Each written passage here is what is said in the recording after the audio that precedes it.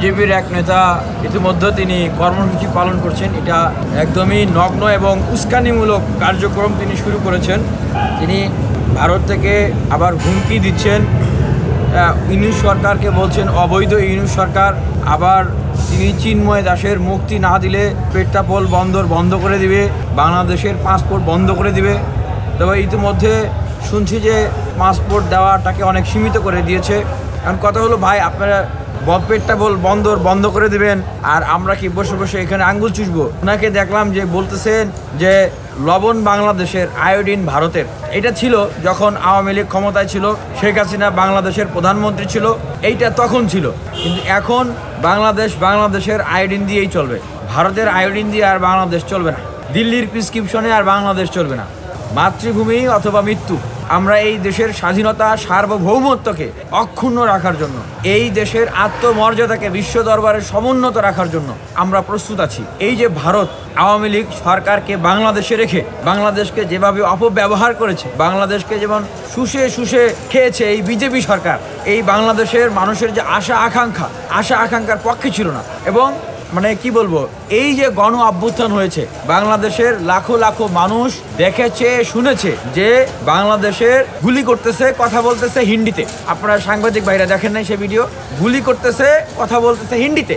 এবং 5ই আগস্টের আগে এবং 5ই আগস্টের পরে, 5ই আগস্টে বাংলাদেশের বিমানবন্দর দিয়ে মানে ভিন্ন পোশাকধারী লোক, ভিন্ন লোগোধারী লোক, অস্ত্রধারী তারা, আপনার হচ্ছে এটাকে বলা হয় কি যে পোশাক পরা, বিশেষ পোশাক পরা, বাহিনীর পোশাক পরা, তাদেরকে এয়ারপোর্ট দিয়ে পার করে দেওয়া হচ্ছে। দেখছে না?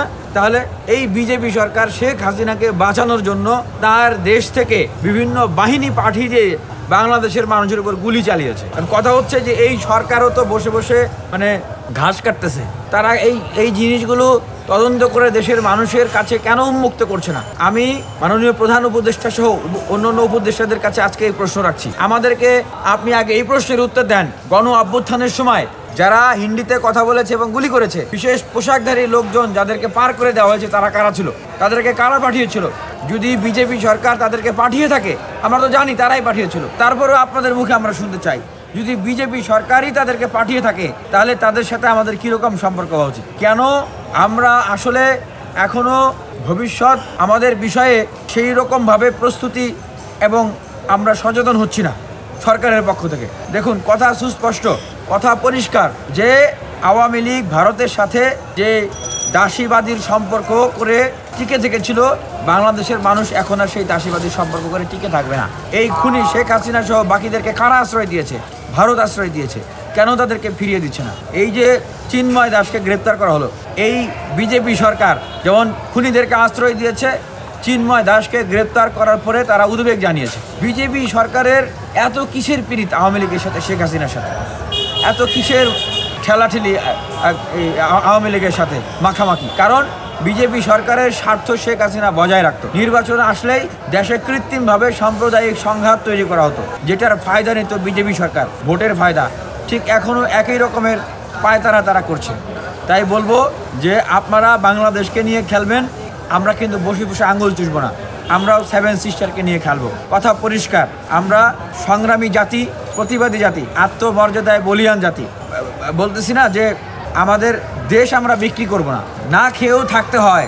আপনারা বর্ডারগুলো বন্ধ করে দেন, না খেয়েও থাকতে হয়, দেশ আমরা বিক্রি করব না। ভারতকে সাইজ করার জন্য, বিজেপি সরকারকে সাইজ করার জন্য কি করতে হয় সেটাও আমাদের জানা আছে। আমরা দেখেছি যে শুভেন্দুরা যখন সরকারকে বেকায়দায় ফেলার জন্য, আমাদের এই গণ অভ্যুত্থানকারী বিপ্লবী প্রতিবাদীদেরকে বেকায়দায় ফেলানোর জন্য বন্দর অবরোধ করার ঘোষণা দেন, কংগ্রেস আবার তাদের পক্ষ থেকে এটির প্রতিবাদ করার তারা ঘোষণা দিয়েছে।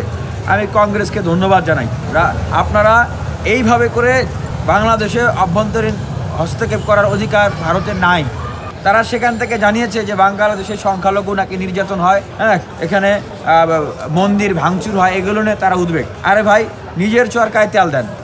আপনাদের দেশের মানুষ এখনও রেল লাইনের ধারে মল ত্যাগ করে, এটা তো সারা বিশ্বের মানুষ জানে। আপনাদের মসজিদের রক্ষা করতে গিয়ে মুসলমানরা শহীদ হয়। NRC আপনারা যখন করতে গেছিলেন, সেই বিতর্কিত বিল সেটা তো সবাই মিলে বিজেপি সরকারের বিতর্কিত বিল নিয়ে সবাই প্রতিবাদ করেছে।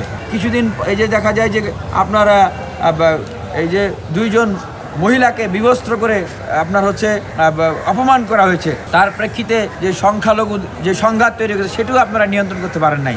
আপনাদের দেশের সাম্প্রদায়িক সংঘাত এইটা আপনারা আগে নিয়ন্ত্রণ করেন, সংখ্যালঘুদের নিরাপত্তা নিশ্চিত করেন, তারপরে বাংলাদেশ নিয়ে নাক গলায়।